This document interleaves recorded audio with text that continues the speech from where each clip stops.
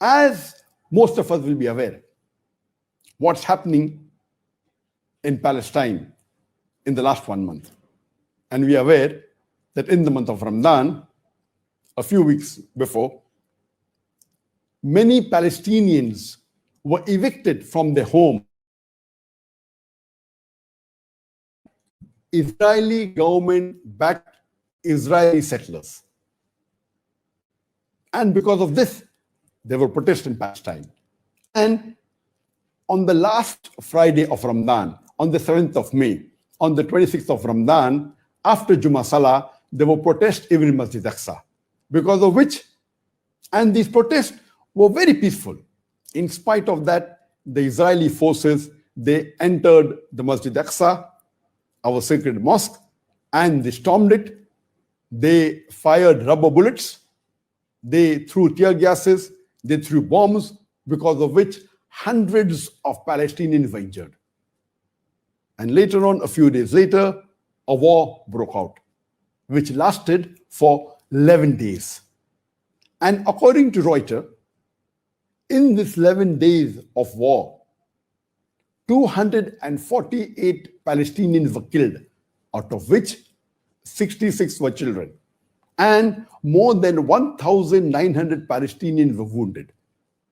And many of the wounded people, every day they're dying. So the number of people that are being killed is increasing.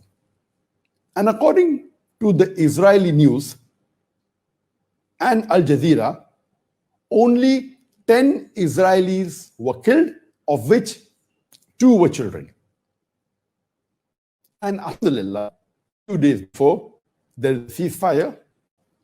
And after the ceasefire that has taken place, each side is claiming that victory is theirs. The Palestinians are saying that because of the ceasefire, we are victorious. Israelis are claiming the same. What is the position of us Muslims in this situation? Number one, we have to realize as Muslims that today there are 5.211 million Palestinians as of today, according to Worldometer, on the 24th of May 2021. Today there are 5.211 million Palestinians, of which more than 2 million are in the Gaza Strip.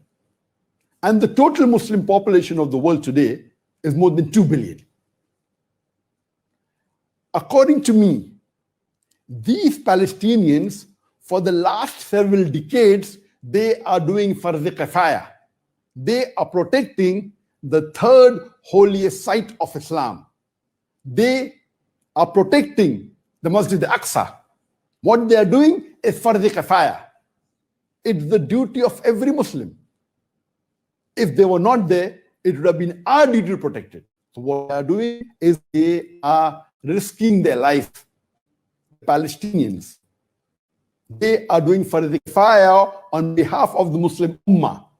Today, the Muslim Ummah are more than 25% of the world population. We are more than 7.8 billion Muslims, out of which there are more than 7.8 billion human beings in the world today, of which more than 2 billions are Muslim. More than 25% are Muslims. And it is a shame that all the Muslims, more than 25% of the world population put together, we cannot protect Masjid Aqsa. So number one, these Palestinians are doing fardh kifaya by protecting the third holiest mosque, the third holiest site of Islam. What should we Muslims do? Time will not permit me to speak for long. I will just mention a few important points in brief.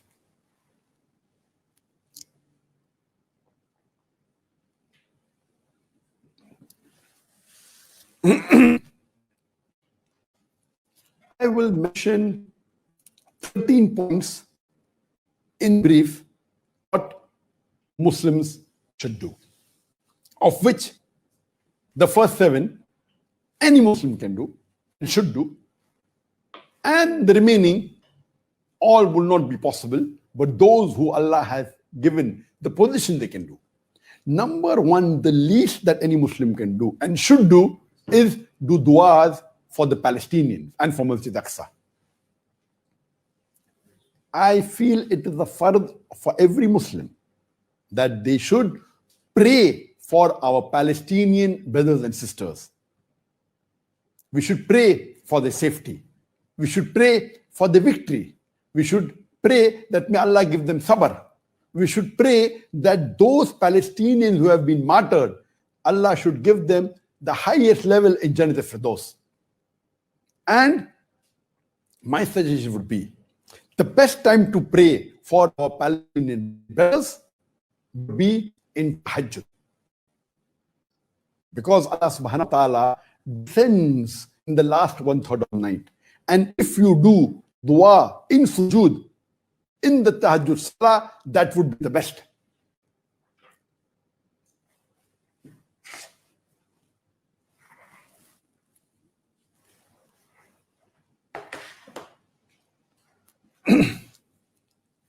Those of us Muslims who regularly get up for Tahajjud, they should pray. And those who are not used to getting up, at least this can be an excuse or an initiative for you to see to it that you get up in the last 1/3 of night and pray Tahajjud Salah to Allah subhanahu wa ta'ala. And in that Salah, in sujood, you make du'as for our Palestinian brothers and sisters, for their safety, for their security, for their sabr, for their victory, to grant Jannah to those who have been martyred. You may never know that because of this, tomorrow it may become your habit that you get up for Tahajjud Salah every night. And this is the best time where Allah subhanahu wa ta'ala answers the prayers of the believers. And He says, who is there who would like to ask, and I will answer your prayer. So least a Muslim can do is dua for our Muslim brothers and sisters in Palestine. Number two, you should make the situation aware on the social media. The atrocities that is done by the Israelis on the Palestinians, the violation of human rights, the violation of the international law that is being done. Time will not permit me to speak about in detail, which you can refer to my talk on virtue of the Masjid Aqsa, where I have given in brief about the history, that how were the Palestinians initially there, how did the Jews come, and till the situation that is today. Time will not permit me, but we should make on our social media, whether it be on the Facebook, whether it be on the Instagram, on the Twitter, on WhatsApp, we should make the world aware of the atrocities done by the Israelis on the innocent Palestinians. Number three, we should spread the literature, whether it be pamphlets, whether it be books, whether it be e-books, on this issue so that the world is aware of what is happening in Palestine. Number four, we should make publicity, whether on billboards, whether on buildings, hoardings, whether it be on buses, on different venues, so that we make the people aware in your locality, in your city, in your country about the atrocities done on our Palestinian brothers and sisters by the Israeli forces. Number five, there should be peaceful protests all over the world by the Muslims. But see to it that these protests are peaceful. And see to it that if you are living in a non-Muslim country, see to it that you follow the law of the country, take permission, do protests, see to it you give a memorandum to the Israeli High Commission or to the embassy if it's there in the country, if you're living in a non-Muslim country. The sixth is that we Muslims as a whole throughout the world should boycott all Israeli products. We should boycott consuming all Israeli products. Surely the 25% of the world population, if we boycott 100% of the Israeli products, it will be surely a reminder to Israeli, and it will be a good lesson to them. Number 8, we should contribute financially whatever we can. And as I've always said in many of my talks before, that when we contribute, see to it that you contribute besides your fard, zakat that you have to give. See to it that you donate a percentage of your income, your monthly income, whether it be 10%, 20%, 30%, 40%, 50%, as much as you do, it is better for charity. And from this amount of charity that comment from monthly profit, see to it that you allocate a portion for Palestine, for our Muslim brothers and sisters in Palestine, maybe for building hospitals, maybe for building schools, maybe for building their homes, maybe for the food, for various causes. We should see to it that we contribute whatever we can. And always Allah subhanahu wa ta'ala doesn't look at the amount, it looks at what percentage of donation you have given from the ni'mah Allah has given you. And I said that before, that if a person who's earning $1,000 a month, if he donates $100, he will get more ajr than a person who earns $1 billion and he donates only $1 million. Because $1 million from $1 billion is 0.1%, where $100 from $1,000 is 10%. So the person who earns only $1,000 and donates $100 will get 100 times more thawab, more blessings, as compared to a person who earns $1 billion and donates only $1 million. So Allah will look at the percentage of what you have that you donate, not at the amount. So let us make a commitment that we donate a percentage of our income for a cause of Allah subhanahu wa ta'ala, and from this we allocate a share for the Palestinians. Number 8, these first 7 points that I mentioned, each and every Muslim can do. Every common Muslim can do this, and he should do this. The least we can do for the cause of our Muslims, brothers and sisters in Palestine. The remaining points, some can do, a few can do, a handful can do, depending upon whom Allah has given capacity. Point number 8 is that all those who have contacts in the mainstream media or influential or own mainstream medias, they should see to it that they condemn the atrocities by the Israelis on Palestine in the mainstream media.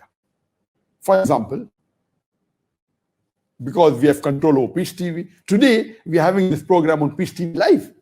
And mashallah, we have a wonderful guest who is the Grand Mufti, who is the former Grand Mufti of Palestine, Sheikh Ikrimah Sabri.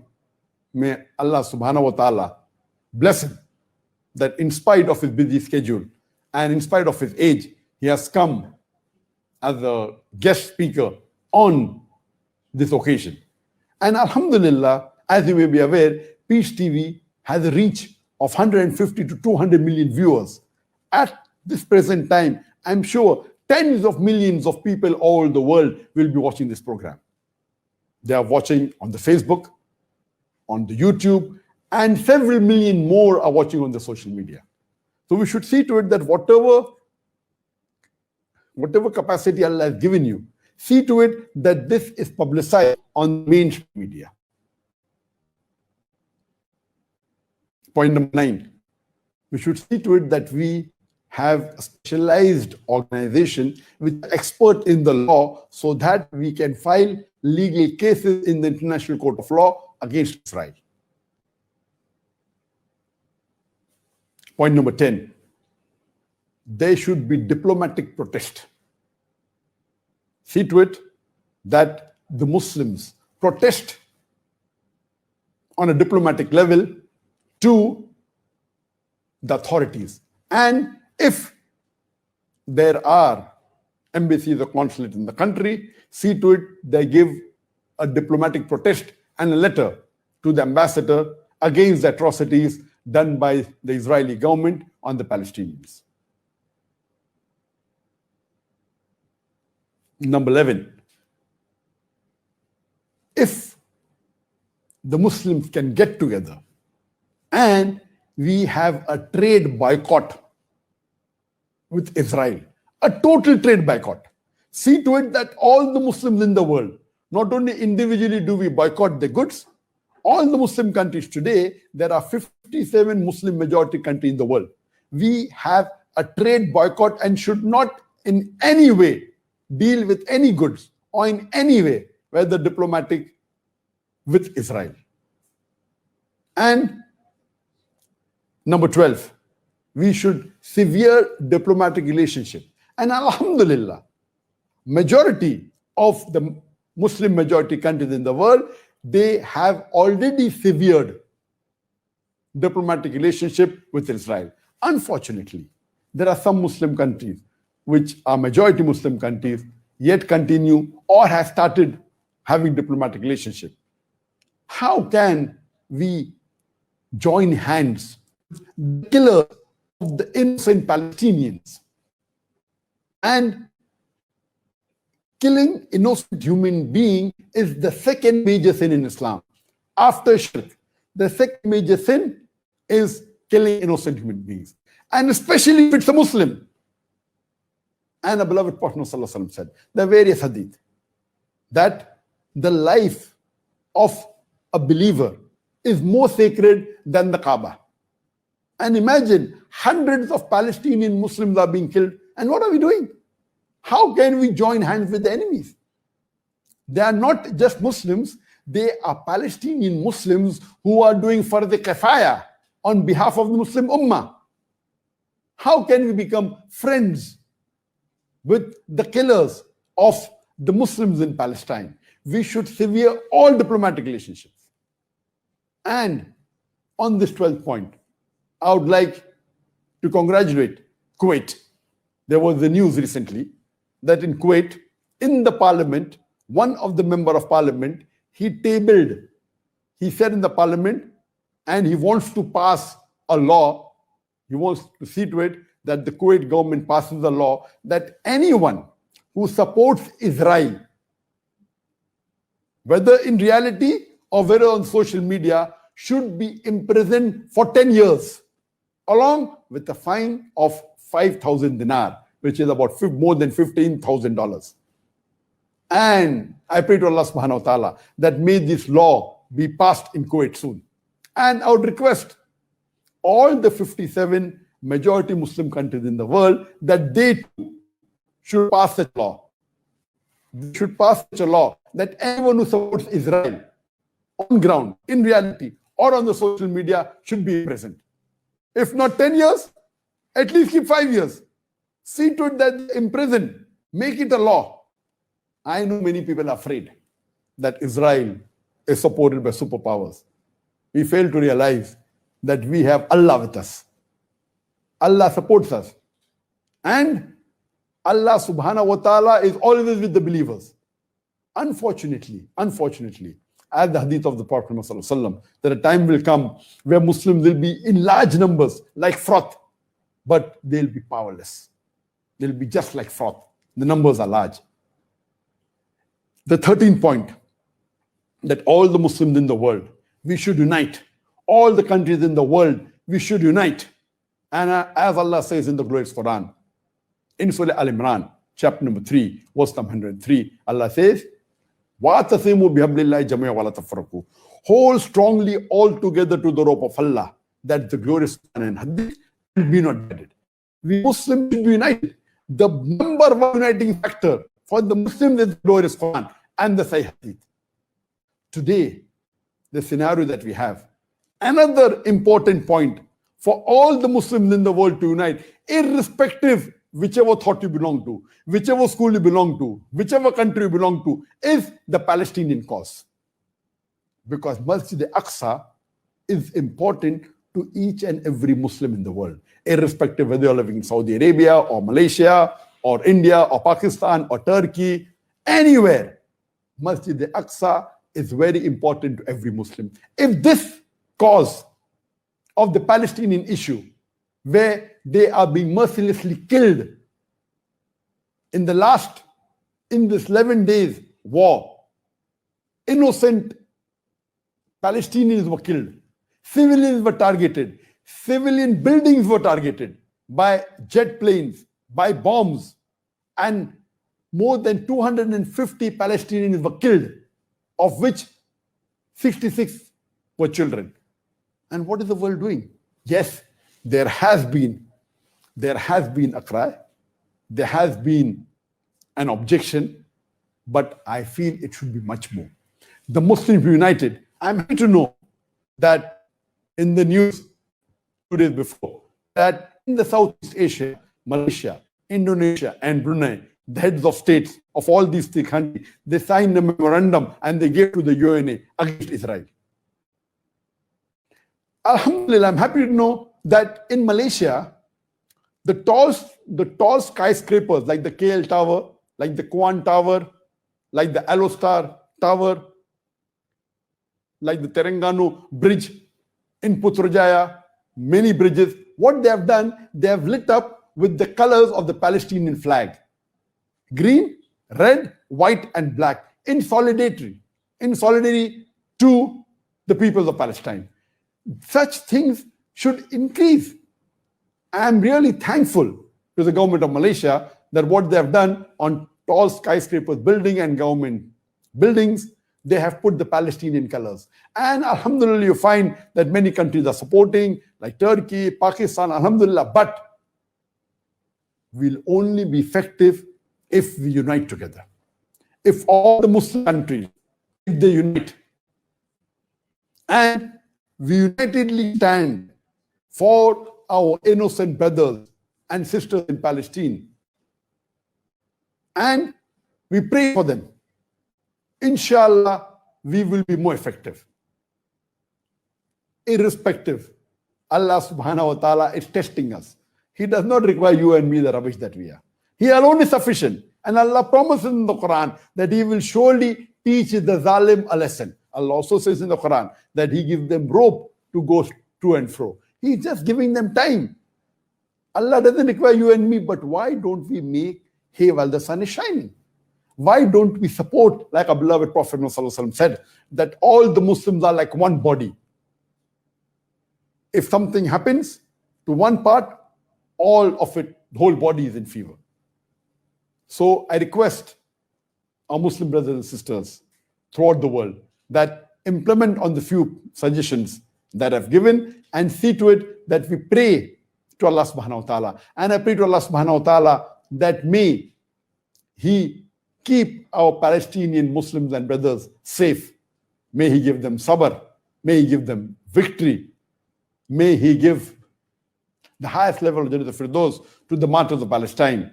And we'd like to thank from the bottom of our heart each and every Muslim. I thank on behalf of the Muslim Ummah to the Palestinians for doing a farz kifaya, for protecting the third holiest site of the Muslims. We thank you and we pray to Allah subhanahu wa ta'ala that may He reward all the Palestinians, inshallah, with Jannat al-Firdaus.